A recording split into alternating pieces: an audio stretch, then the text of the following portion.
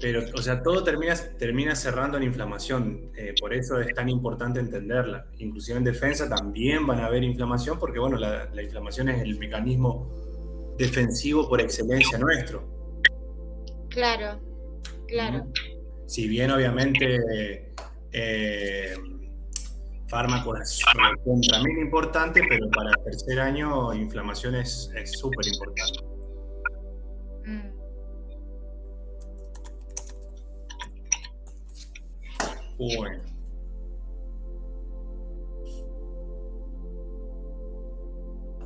Bueno, vamos a ir viendo. ¿Alguien estuvo en la clase pasada que yo di de farmacología de la parte introductoria, digamos, que es la base de la base? Sí, yo estuve. Ajá. Me tuve que retirar, me tuve que retirar antes, pero estuve y después una de las chicas me pasó un hizo como un apunte, como un resumen y me lo pasó. Ajá. Así que bueno. Bien. ¿Alguien más estuvo? Yo estuve también. Ah, vos también. Ujú. ¿Y después leyeron el tema y lo entendieron? Sí, sí. ¿Cómo? Aparte, yo me hice todos unos resúmenes de las clases de Maxi Gatti, que Ujú. están buenísimas también, y explica muy bien, y, o sea, con la explicación tuya, más eso, y más lo del libro, es como que uno va cerrando la idea, va entendiendo el tema más fácil, porque es Ujú. bastante complicado, o sea, no es fácil. Y fármacos, si no te la explican por ahí, es complicado. Sí, sí.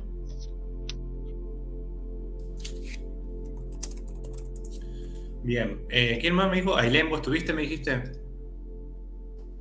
Sí, sí. ¿Y entendiste? Sí, en el momento entendí re bien. Re bien. No me puse todavía con el tema, pero ya me voy a poner. Ujú. La idea es esa, que bueno, después de la clase agarren el tema como para que no se les disperse después el tema del conocimiento. Bueno, vamos empezando, si les parece.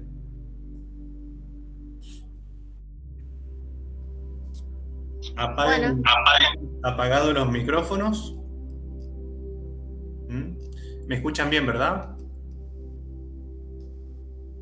sí, sí. Sí, se escucha bien. Buenísimo.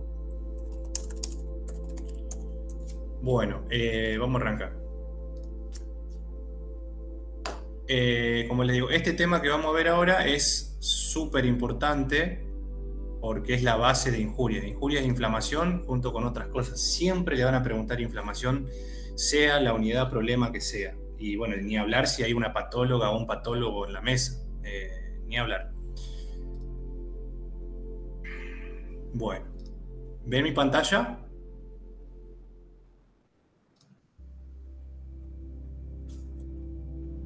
Sí. ¿Sí? Sí, sí, se ve. Bien, perfecto. Bueno, vamos a arrancar entonces con inflamación. Sobre todo inflamación aguda tiene que saber. La crónica no hay mucho detalle de la crónica, pero la aguda es la que fundamentalmente tienen que manejar. Bueno, vamos a arrancar definiendo qué es la inflamación. Si yo les dijese a ustedes, porque yo siempre hago las clases así, como interactiva. Yo les pregunto, me responden. Si se equivocan, no pasa nada. Obviamente, equivóquense acá y no en el examen. Si yo les diría, denme una definición de inflamación.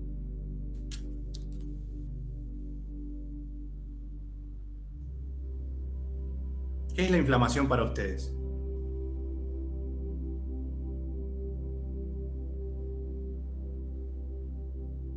Con sus palabras.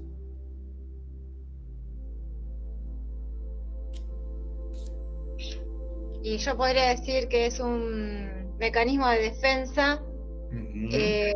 ante una noxa, Bien, perfecto. ante un agente externo. Bien. ¿Y cuál es la finalidad de la inflamación? Y la finalidad que tiene es que ese proceso tiene su momento para depurar esa noxa y que vuelva a la normalidad. Bien, perfecto. Ahora, ¿todas las noxas yo las puedo depurar como vos dijiste? No, Bien. porque en el caso de la inflamación aguda puede ser, pero si persiste, si el agente externo es o no es resistente, se hace una inflamación crónica. Exactamente. Y allí puede llevar a lo que es o sea, la destrucción de la célula, o sea, la apoptosis. Por eso, o sea, se toman como dos términos aparte, pero tienen mucha relación. No necesariamente eh, inflamación crónica va a generar apoptosis. Ajá, ¿Mm? bien. Pero bien, una inflamación, perdón, es una respuesta que está bastante bien. Pero fíjense, vamos a definirla hacia la inflamación. La inflamación, básicamente, como dijo la compañera, es una respuesta protectora. Recuerden siempre esta palabrita. Voy a usar esto, marcador, puntero láser, pluma. Es una respuesta protectora del organismo que sea siempre en el tejido conectivo vascularizado. O sea que donde hay vasos sanguíneos es un tejido potencialmente inflamable, llamémosle. Se va a producir inflamación. Siempre donde hay vaso puede haber inflamación, ¿sí? Ante una noxa o agente injuriante, de última, después si nos queda tiempo, vi que un compañero ahí dijo de dónde sacaron o cómo clasificaban los agentes, después lo podemos ver, es darse un poco de maña solo, ya lo vamos a ver. Fíjense el propósito de la inflamación. La inflamación, ¿para qué sirve? Obviamente para protegernos ante una noxa, dijimos. Pero la función de la inflamación es neutralizar esa noxa, circunscribirla, o sea, limitar el daño potencial que nos pueda hacer y luego tratar de eliminarla. Pero van a ver que no siempre se elimina la noxa, como dijo la compañera. Una vez que yo pueda neutralizar, circunscribir y eliminar la noxa, voy a arrancar los procesos de reparación y restitución ad integrum. Esta palabrita le encanta a los patólogos, restitución ad integrum. ¿Qué significa restitución ad integrum? Que yo no tenga secuelas. Eso es restitución ad integrum. Aguanten que hay un compañero que quiere entrar, parece. Admitir. Ahí está. Esa es la definición de inflamación. Proceso es una respuesta protectora por excelencia, nuestra respuesta defensiva por excelencia del tejido conectivo vascularizado, no se olviden esa palabrita, ante una noxa cuyo propósito es circunscribir, neutralizar primero, o sea, sacarle la virulencia, circunscribir y eliminar la misma. Cuando yo la eliminé, arranco el proceso de reparación y en lo posible restitución ad integrum del tejido, o sea, sin secuelas, cosa que muchas veces no pasa. Por ejemplo, si yo tengo un infarto de miocardio, no voy a reparar ad integrum, ¿sí? Porque la célula, el miocito cardíaco no se divide, no se puede dividir, ¿sí? Entonces ahí repararé con una cicatriz, o sea, repararé con fibrosis. ¿Me entienden hasta ahí? Como definición. Sí, sí. Sí, sí. Llegando en máximo 10 minutos. Bien. Fíjense, la vamos a clasificar en dos, aguda crónica, según tres parámetros: tiempo de evolución, la sintomatología y la célula predominante que esté en la inflamación aguda o crónica. El tiempo de evolución, la inflamación aguda es aquella respuesta protectora del tejido conectivo vascularizado, que se da en minutos, horas o pocos días, ¿sí? En cambio, la crónica es aquella respuesta protectora, toda la misma definición, pero que se da en meses, semanas, meses o años, ¿sí? Primera diferencia. Segunda diferencia es la sintomatología o la clínica. Cuando yo tengo una inflamación aguda, lo que va a pasar va a ser, lo que nos va a dar básicamente es la famosa tétrada de Celso. La tétrada de Celso, ¿se acuerdan lo que era la tétrada de Celso? ¿Qué constituía la tétrada de Celso? Es cuando hay tumor, rubor, calor y algo más era, bueno, temperatura, rubor, calor, bueno, algo así, algo de eso. ¿Alguien se acuerda? ¿Alguien se acuerda?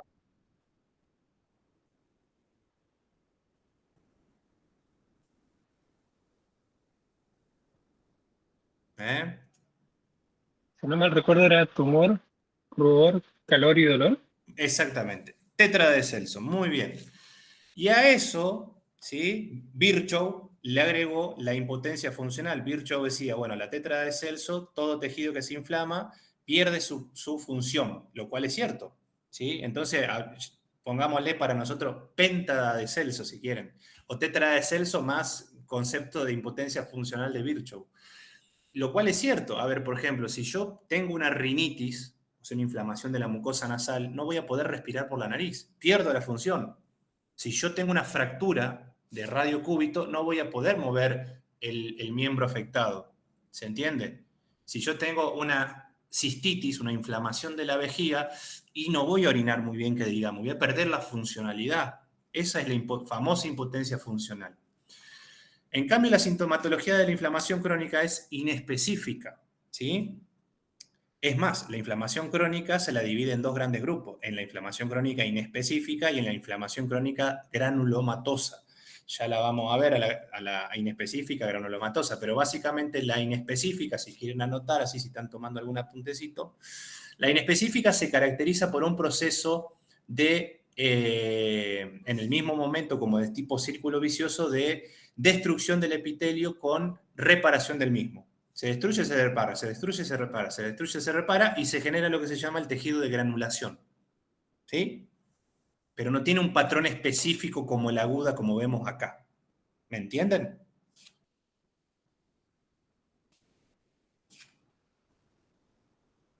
¿Se entiende?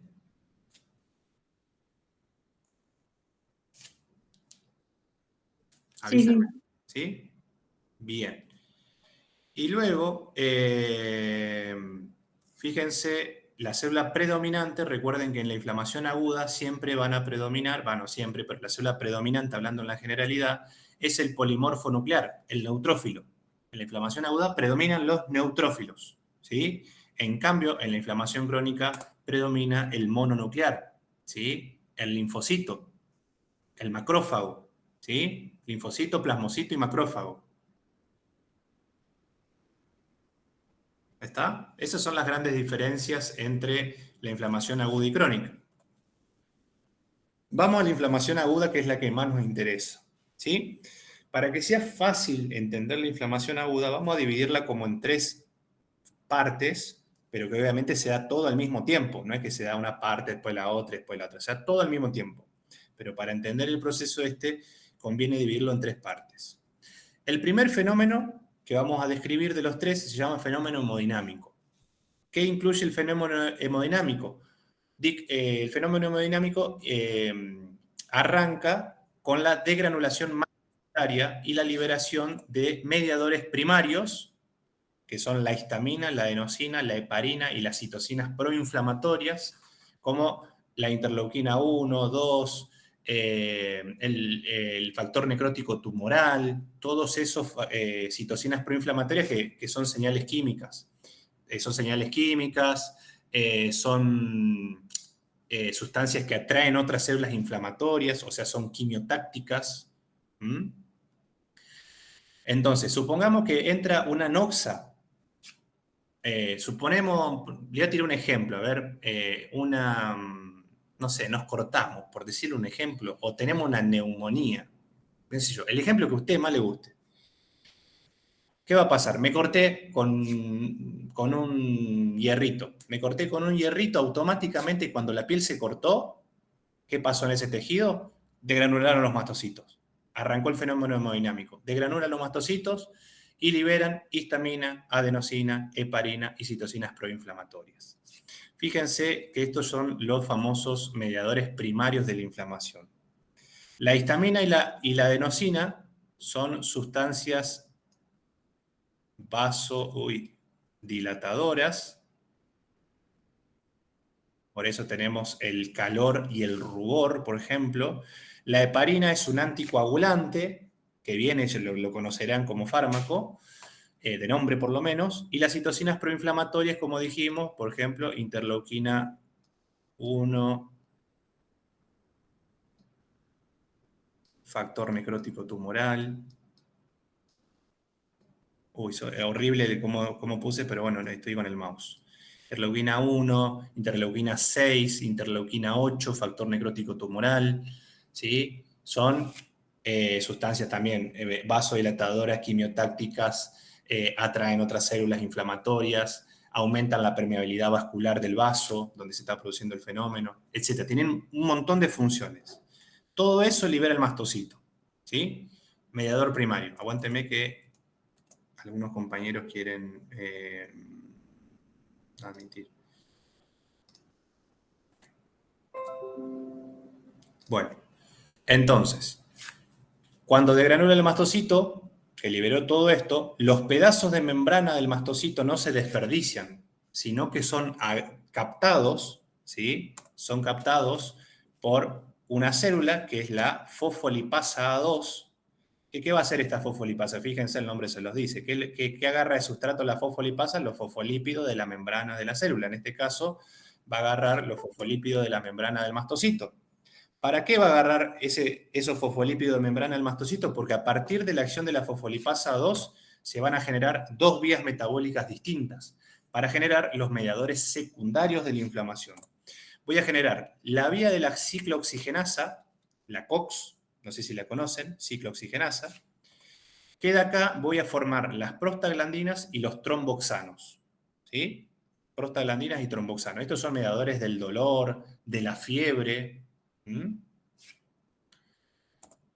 Y después vamos a generar la otra vía, la vía de la lipooxigenasa, donde vamos a generar leucotrienos y el factor activador de plaquetas, que también son sustancias vasodilatadoras, aumentan la permeabilidad vascular, ¿sí?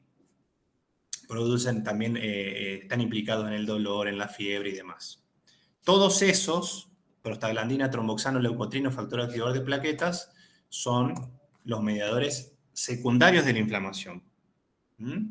¿Se entiende hasta ahí?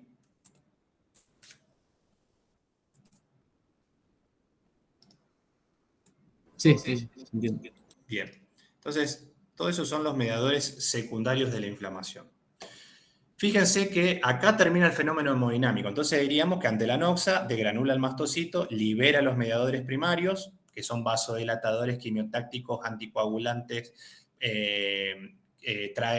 quimiotácticos, atraen más células inflamatorias, aumentan la permeabilidad vascular, generan dolor, pueden generar fiebre. O sea, con la formación de mediadores primarios y la generación por la fosfolipasa 2 de los mediadores secundarios. Fíjense que cuando uno tiene una inflamación, que tiene dolor, tumor, calor, todo lo que me dijeron de la tetra de Celsius y la impotencia funcional, ¿qué toman? ¿Qué les dan? ¿O qué toman ustedes? ¿Con qué se automedican? Con ibuprofeno. Por ejemplo, un ibuprofeno, un diclofenac. ¿Qué hace el ibuprofeno o el diclofenac, por ejemplo? Fíjense, aguántenme un cachito. Acá. Son los AINES, analgésicos antiinflamatorios no esteroideos. Los AINES, por ejemplo, ibuprofeno, diclofenac, naproxeno, etcétera, etcétera, bloquean a la ciclooxigenasa. Por eso, al bloquear la ciclooxigenasa, no tengo prostaglandina, no tengo tromboxano. Por eso son analgésicos antiinflamatorios. Y también, como me bloquean las prostaglandinas, que son antipiréticos, bajan la fiebre. Por eso el ibuprofeno me baja la fiebre, el paracetamol, y me calman el dolor y demás. ¿Se entiende? Ahora, si yo quisiera, por ejemplo, hacer un efecto más potente todavía, podría inhibir acá. ¿Cómo inhibo acá, por ejemplo? Usando corticoides. El corticoide me anula toda la inflamación, básicamente. ¿Sí? Me anula todo. Si alguna vez alguno fue a una guardia así como de metido, como para ver qué onda, cómo se trabaja en una guardia, van a ver que la combinación de diclofenac y dexametasona, que es el corticoide en forma intramuscular o endovenosa, sale como milanesa con papa frita. Siempre la dan. No sé si alguien fue a alguna guardia y vio esa combinación.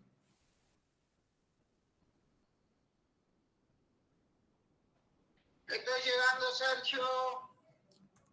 ¿Alguien vio eso alguna vez? No. Bueno, si van a una guardia algún día o le ponen un inyectable alguna vez a alguno de ustedes, van a ver que le van a poner un diclofenac y una dexametasona. En intramuscular, por ejemplo, si le ponen un suerito, le van a poner eso. No sé si a alguno le habrá pasado alguna vez. Aguántenme un segundito que bajo a buscar una cosita y vuelvo.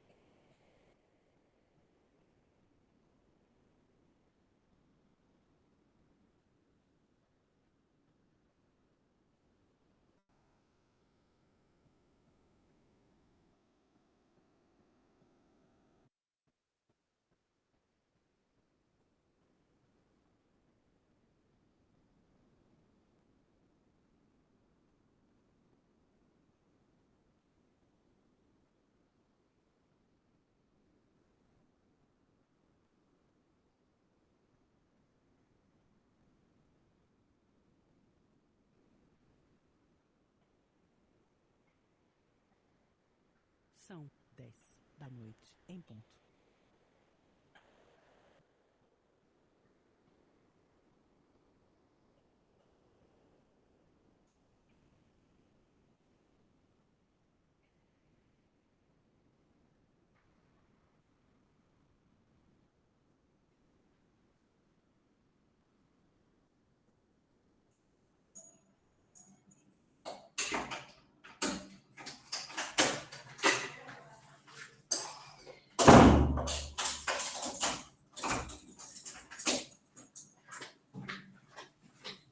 Bueno, acá volví, perdón.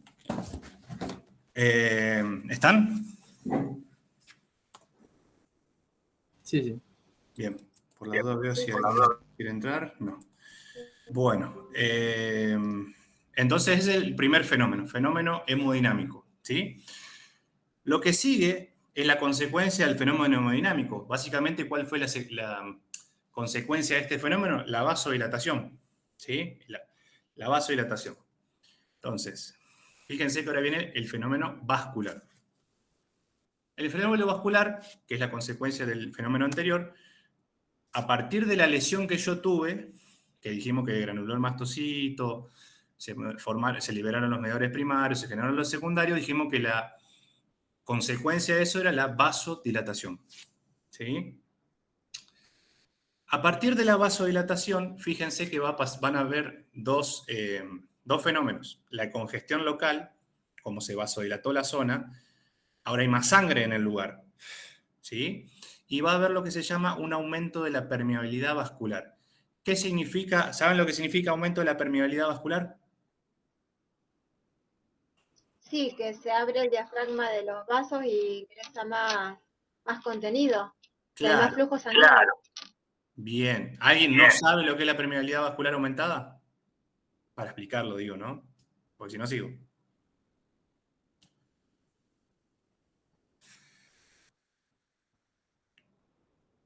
¿No? ¿Todos saben lo que es la permeabilidad vascular? ¿O a qué hago referencia con permeabilidad vascular?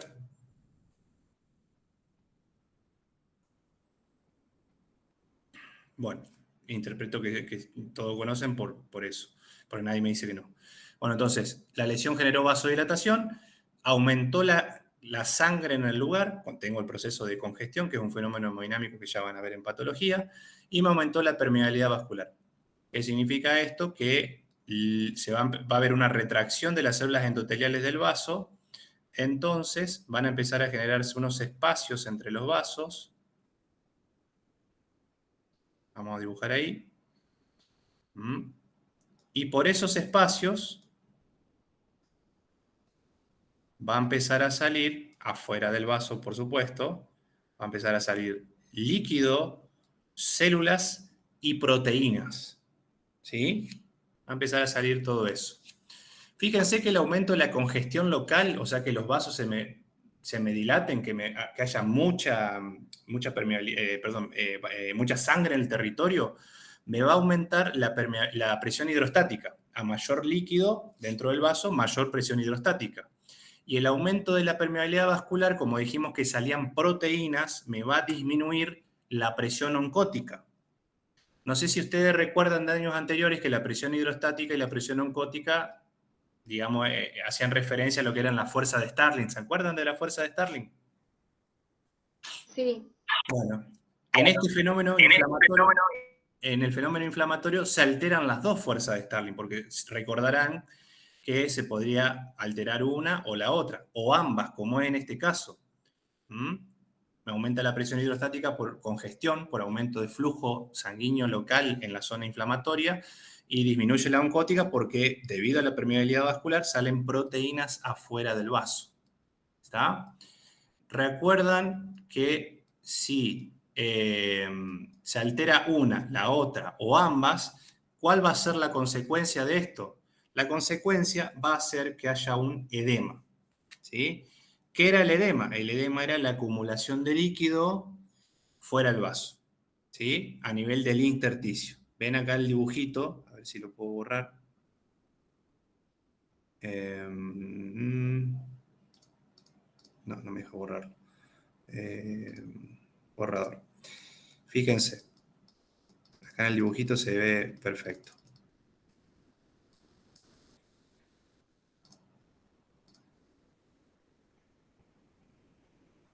Fíjense que acá tenemos las células endoteliales normales con las proteínas dentro. Cuando hay inflamación se empiezan a retraer y empieza a salir líquido y empiezan a salir proteínas y obviamente células.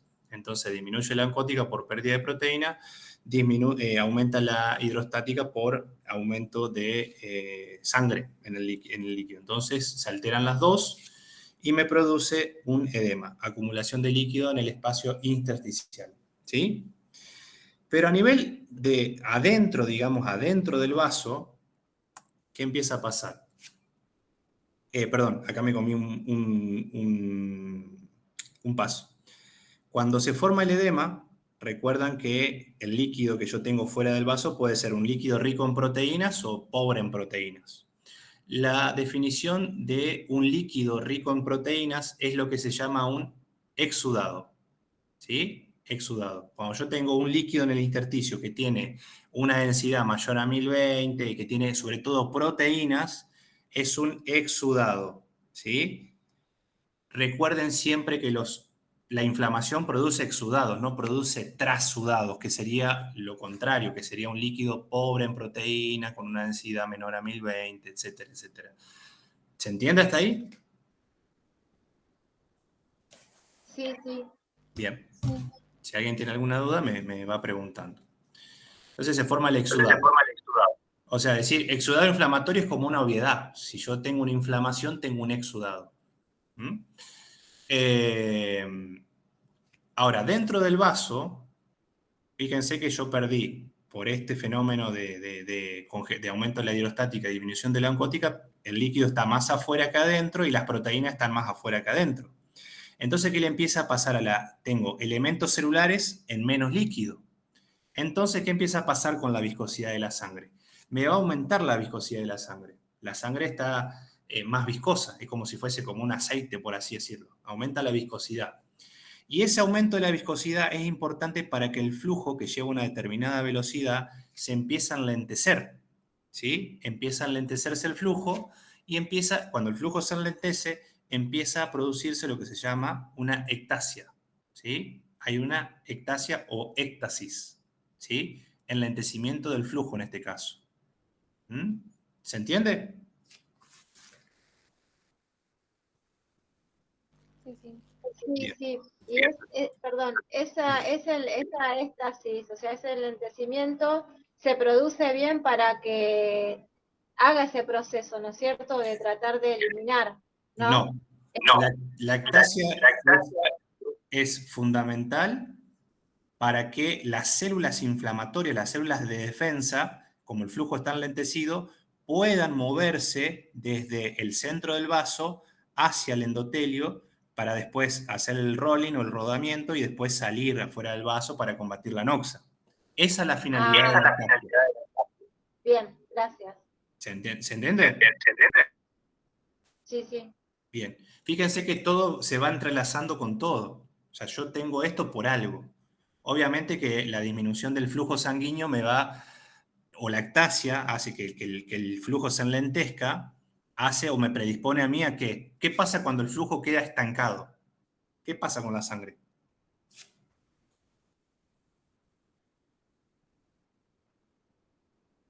¿Qué hay?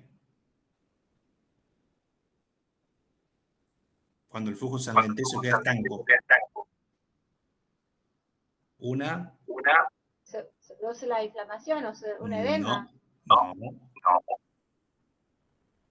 Una trombosis. exactamente. Yo tengo ectasia o flujo paralizado, tengo una trombosis. ¿Pero por qué acá no tengo trombosis? Porque tenía la heparina que me liberó el mastocito. ¿Se entiende? Por eso no tengo trombosis.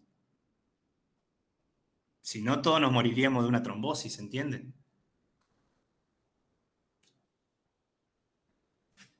¿Eh?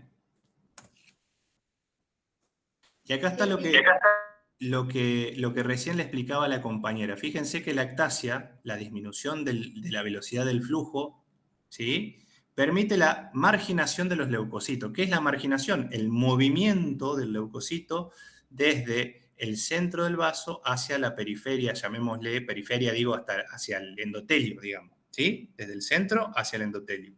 Eso se llama marginación leucocitaria. Ahí termina el fenómeno vascular. Ahora viene el tercer y último fenómeno, que es el fenómeno celular, ¿sí? El fenómeno celular básicamente se va a caracterizar por la marginación de los leucocitos, de los glóbulos blancos, las células de defensa, hacia el endotelio para después girar, salir del vaso, ¿sí? Y a ir a combatir la noxa, ¿se entiende? Para tratar de eliminarla. ¿Mm? Entonces, fíjense, imaginen con mucho amor, porque esto lo hice con el Paint, obviamente, pero bueno, la idea creo que se va a plasmar bien. Imaginen que esto es un vaso sanguíneo y este es el endotelio. Y como el endotelio se retrajo, como expliqué antes, acá hay un aumento de la permeabilidad vascular. ¿Ven?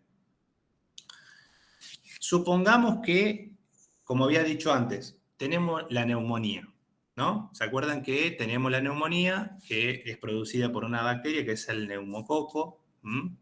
O Streptococcus pneumoniae, ya lo van a ver en micro, ¿sí? Acá tenemos nuestra célula de defensa. Y fíjense que la célula de defensa, por ejemplo, un polimorfo nuclear, un neutrófilo, tiene en su membrana ciertos receptores que van a tener que actuar sobre ciertos ligandos que están en el endotelio. Pero tengan en cuenta que los ligandos de estos receptores que están acá no están expresados siempre, ¿sí? No es que el endotelio tiene ligandos 24/7, sino que van a ser expresados cuando haya inflamación. Cuando alguien le dé la orden al endotelio que le diga, expresar los receptores porque hay quilombo, hay inflamación, necesito que la célula se vaya fuera del vaso para pelear. Entonces, imaginemos esto. Imaginemos que esto es un epitelio pulmonar, ¿sí? Que por supuesto está vascularizado. Acá tenemos los neutrófilos con ciertos receptores que lo más importante es el receptor Cialis-Lewis o Lewis-X, también lo pueden encontrar así, la integrina y el receptor PCAM1. ¿Sí? Estos receptores, dijimos, van a tener que interactuar con ligandos, que en condiciones normales no están, salvo que aparecen salvo que alguien les dé la orden. Entonces, imaginemos que acá tenemos un macrófago, que ¿qué hizo el macrófago? Se morfó una bacteria, se morfó un neumococo, y como sabe que hay un problema, que ese neumococo me puede matar, y arrancó toda la inflamación, ¿qué hace el macrófago? Libera mediadores químicos que son citocinas o interleuquinas, que también se acuerdan que las liberó el mastocito. Entonces, el macrófago, por ejemplo, que fagocitó ese patógeno, libera interleuquina 1, interleuquina 6, interleuquina 8, factor necrótico tumoral, las mismas más o menos que libera el mastocito en su degranulación. Y estas interleuquinas le van a dar la orden a las células endoteliales para que la célula endotelial exprese los ligandos de estos receptores. Entonces, a partir de estas citocinas, ¿qué pasa? Ahí las células endoteliales presentan los ligandos, ¿sí? Este ligando para la Cialis-Lewis, este ligando para la integrina, este ligando para el PCAM1, ¿sí? Entonces, cada receptor tiene su ligando. El ligando de Cialis-Lewis se llama selectina P y selectina E. ¿Sí? Selectina P y selectina E se unen a Cialis-Lewis. La integrina, el receptor integrina, se une a su ligando que se llama ICAM1 y BCAM2.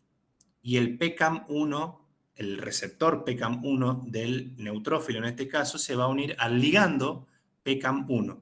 PCAM1, vamos a ponerle, perdón, a ver si me sale, L. Ligando PCAM1, ¿sí?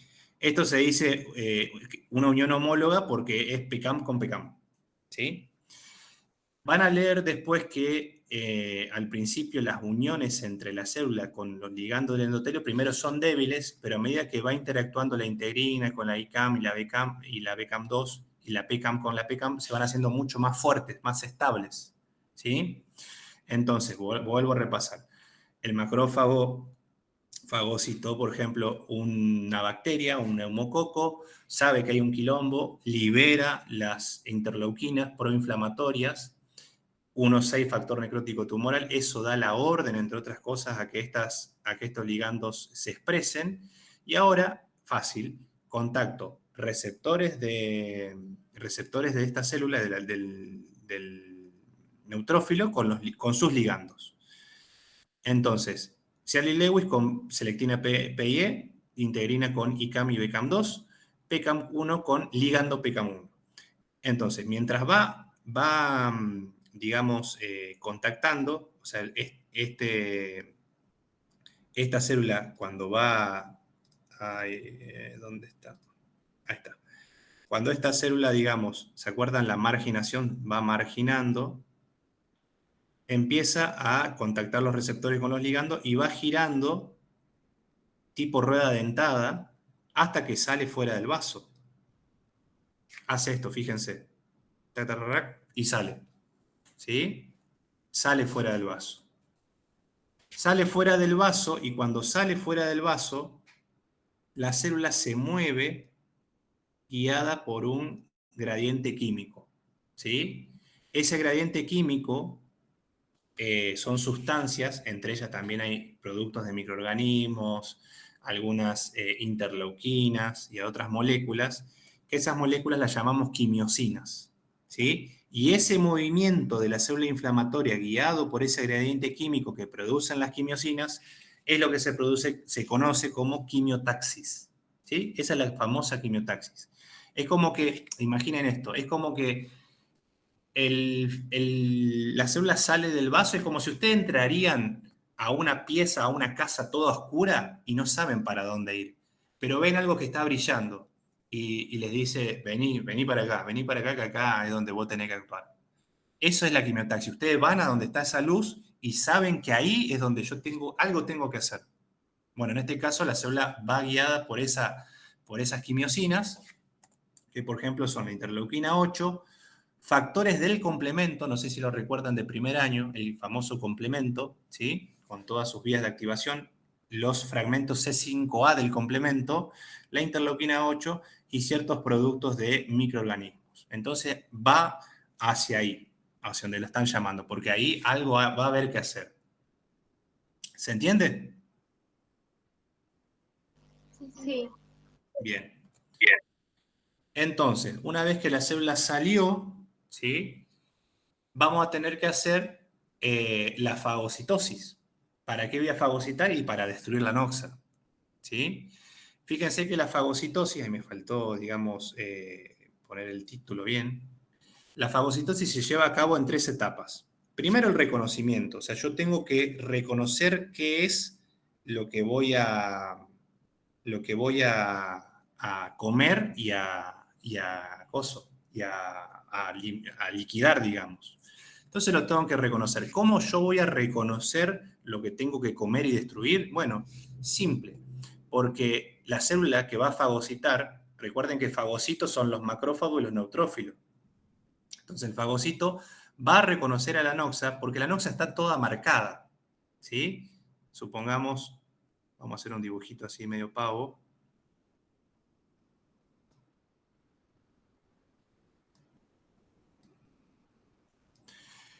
Tenemos acá la noxa, ¿sí? La noxa está marcada ¿por qué? Por anticuerpos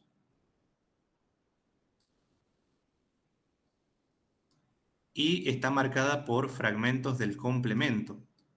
Vamos a ponerla acá. Los fragmentos del complemento que marcan son los fragmentos C3b. ¿Sí? C3b. C3b. ¿Se acuerdan que recién dijimos que los factores C5a son quimiotácticos? Los C3b marcan lo que hay que destruirse. Ese fragmento C3b es lo que uno conoce como opsonina. O sea, lo que hace es la opsonización. ¿Saben lo que significa opsonizar? Sí, es que la célula marca para que luego pueda ser comida. O sea, como que está marcada para luego ser eliminada. No. Bueno, En realidad marca, está bien, marca, pero hace otra cosa significa opsonizar.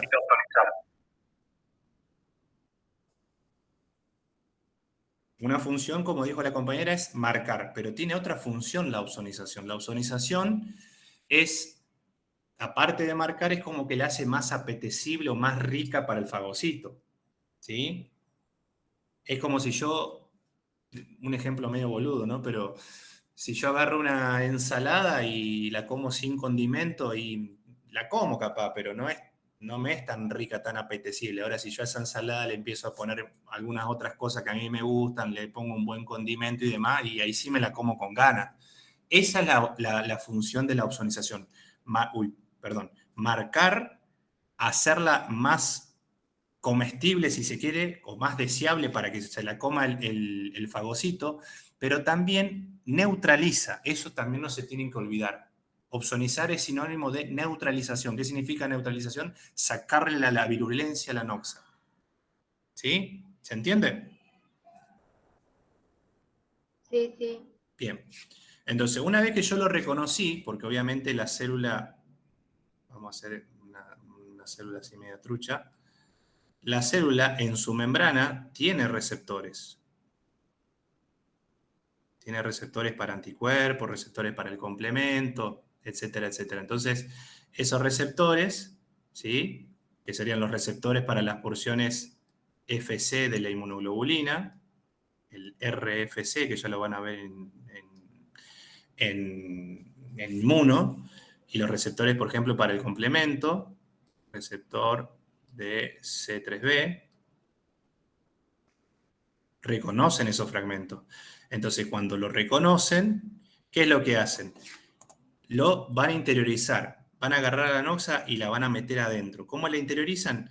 Por medio de la emisión de pseudópodos. Es como si de esas células salen como si fuesen como unos brazos que la van rodeando la noxa, como si fuese un pulpo.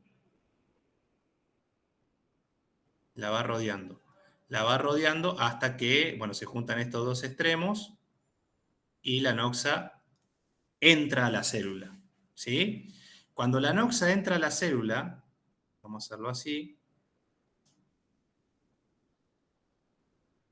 la anoxa entra envuelta en una membrana que se llama fagosoma. ¡Ay, Dios! Bueno, perdonen el tema de los dibujos, pero bueno, estoy con el mouse. Entonces, esto es la anoxa, que yo la interioricé, la reconocí, la interioricé, entra en una membrana que se llama fagosoma. Ahora lo que yo quiero es combinar la membrana del fagosoma con la membrana de mi lisosoma. Todo esto que yo estoy dibujando acá con puntitos serían todas las enzimas líticas que tiene la célula inflamatoria. ¿Sí? Si yo uno el fagosoma con el lisosoma, si yo fusiono las membranas, ¿qué es lo que voy a formar? Voy a formar el fago-lisosoma, que es el tercer paso, ¿sí? Que es la destrucción y degradación. Cuando yo junté esto, o sea, junté las dos membranas, todas estas enzimas líticas destructivas se vuelcan a la anoxa y la anoxa se muere. La destruyo, ¿sí? Entonces la membrana del fagocito con la membrana de los lisosomas. Formo el fago-lisosoma. Y ahí, a la mierda la anoxa, ¿sí? Van a ver en su cursado que, por ejemplo, hay algunos microorganismos que impiden esto. El bacilo tuberculoso, por ejemplo, es uno. Hace resistencia a esto. Por eso es tan difícil matarlo o erradicarlo del cuerpo. ¿Se entiende? Sí, sí. ¿Ven? Fíjense, acá está graficado lo que les dije. La anoxa, que digamos está cubierta por anticuerpos y fragmentos del complemento, es reconocida por receptores de la célula, ven, le salen los bracitos, la interioriza, ingresa en la membranita que se llama fagosoma, que después lo uno a las vesículas lisosomales y la hago pelota. ¿Sí? Esa es la representación de todo esto. Y listo, ya está. La maté, se terminó. Después lo que empieza a pasar es que empiezan a sintetizarse productos, por ejemplo, derivados de los fibroblastos, colágeno, factores de crecimiento, factor de crecimiento epidérmico, factor de crecimiento derivado de fibroblastos, factor de crecimiento derivado de plaquetas, etcétera, etcétera, que van a aportar toda la sustancia o la matriz para que se repare el tejido, ¿sí? En lo posible o en el mejor de los casos. No siempre pasa eso. Entonces, fíjense que si yo hago un resumen, lo primero que pasa cuando entra la anoxa, dijimos, es la vasodilatación. ¿Por qué se producía la vasodilatación? Para ir terminando y conversando un poquito de lo que ya vimos. ¿Por qué se produce la vasodilatación?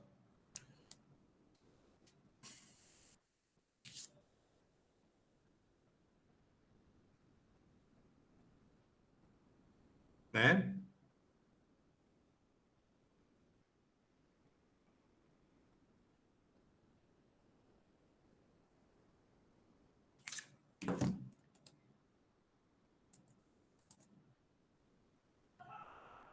¿Me escuchan? Bueno, vamos a repasar un poquito lo que veníamos diciendo. Hay una vasodilatación, ¿por qué? Que ya queda poquito para que termine el mito. Anímense. Por la liberación de los mediadores químicos. Exactamente, por la liberación de los mediadores químicos, muy bien, mediadores primarios y formación de los secundarios a partir de la degranulación del mastocito. Perfecto. Muy bien. Vasodilaté. Después que vasodilaté, hubo una congestión, porque se llenó todo eso por la vasodilatación, se llenó todo el territorio de sangre, y a su vez, aparte de la vasodilatación, hubo un aumento de la permeabilidad vascular, dijimos, porque las células endoteliales se empiezan a retraer y empiezan a generarse espacios por donde salen líquidos, células, proteínas, demás.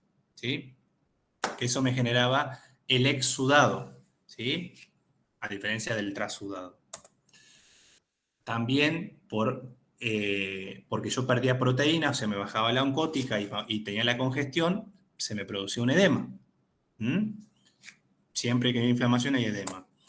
Y formaba, como les dije, ese líquido característico de la inflamación, que es el exudado, un líquido rico en proteínas con una densidad mayor a 1020, ¿sí? Un exudado. Es decir, como le digo, exudado inflamatorio es una obviedad. Yo digo, exudado es inflamatorio, ¿sí? No hace falta que aclare. Y después, lo que yo tengo que analizar, bueno, ¿cuál es la célula que va a estar ahí predominante? ¿Sí? La célula predominante no significa que es la célula exclusiva, sino que digo predominio. Este resumencito que tienen acá, los patólogos aman preguntarlo. Y quizás le tomen la inflamación así, en vez de todo el cuentito que yo les nombré, ¿sí? Si ustedes empiezan a titubear con los pasos, bueno, ahí sí van a empezar a hurgar un poco más en profundidad. Pero fíjense cuál es el secreto de esto. Imaginemos que tenemos una inflamación de una bacteria versus, un virus versus una bacteria, ¿sí? Entonces, sea un virus o una bacteria, los dos van a generar inflamación, por supuesto, y va a haber vasodilatación. También va a haber congestión en los dos. Acá va a haber un punto importante porque acá el aumento de la permeabilidad vascular es distinto en el virus que en la bacteria. O sea, los espacios que se generan entre las células endoteliales es mucho más grande en la bacteria que en un virus, ¿sí? Supongamos que acá en el virus tenemos esto, por decirle un ejemplo, Pau. Tengo estos espacios chiquitos. Salen proteínas, salen líquidos, etc. En la bacteria yo tengo así, por ejemplo.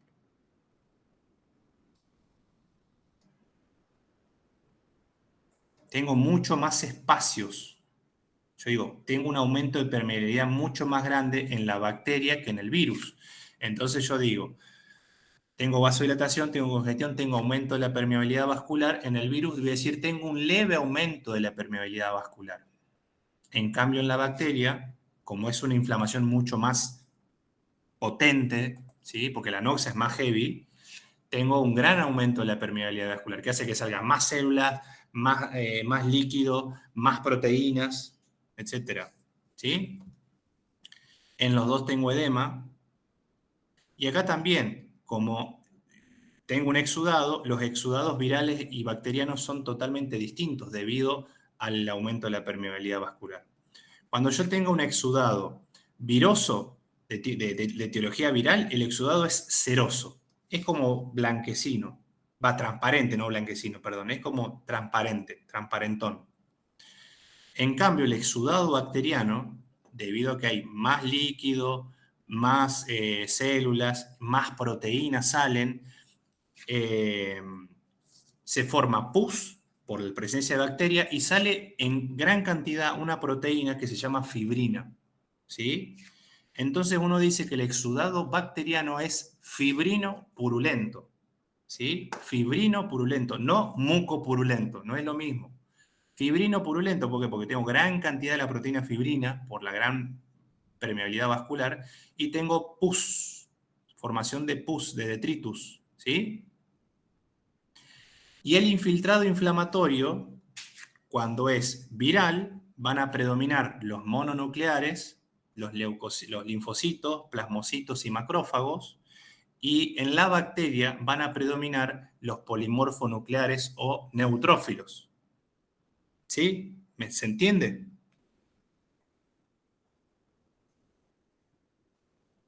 Sí, sí. Bien. Entonces, a ver, déjenme ver cuánto queda.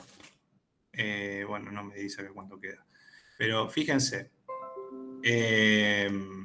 vamos a hacer alguno de azar. A ver, ¿quién se anima? 4 minutos dice que queda. Bien, bueno, ¿quién se anima a hacer este ejercicio? A ver, díganme a alguien, sí, yo me animo.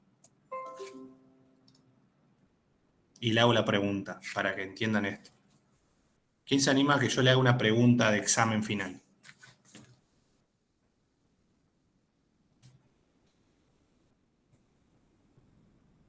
Dale, que quedan 4 minutos.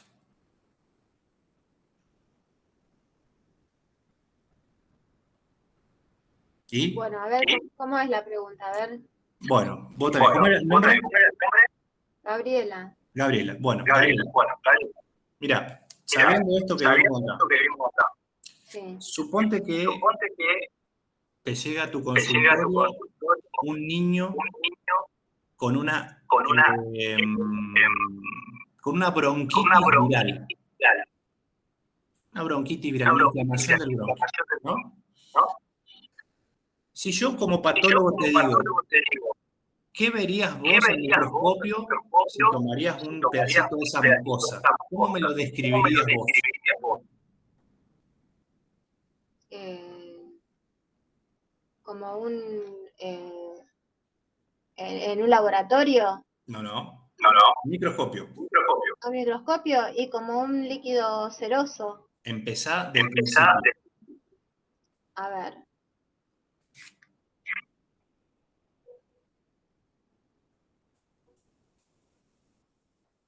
¿Qué verías vos?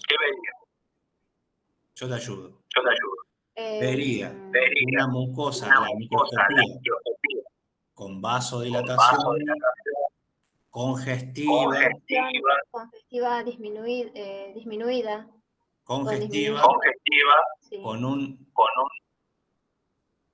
leve aumento de la permeabilidad vascular, una zona de edema. Sí. Vería un líquido que si yo lo analizo es un exudado, como es viral, Es ceroso. y ahí la patóloga te va a preguntar, muy bien, te va a decir, ¿cuál es la célula que predomina ahí? Entonces vos le vas a decir, vería un infiltrado de células inflamatorias a predominio mononuclear o linfocitario. Ujú. ¿Eh? Cuando vos le dijiste eso, la patóloga ya sabe que vos sabés inflamación. No te va a preguntar más. Así, bueno, listo, vaya a la casa. Chao. Bien. ¿Está? Está. Ahora, si yo te digo, viene un niño con mucha fiebre, en mal estado, tos, catarro, amarillo verdoso, y vos decís, bueno, tengo una bronquitis bacteriana. ¿Qué verías vos en esa mucosa?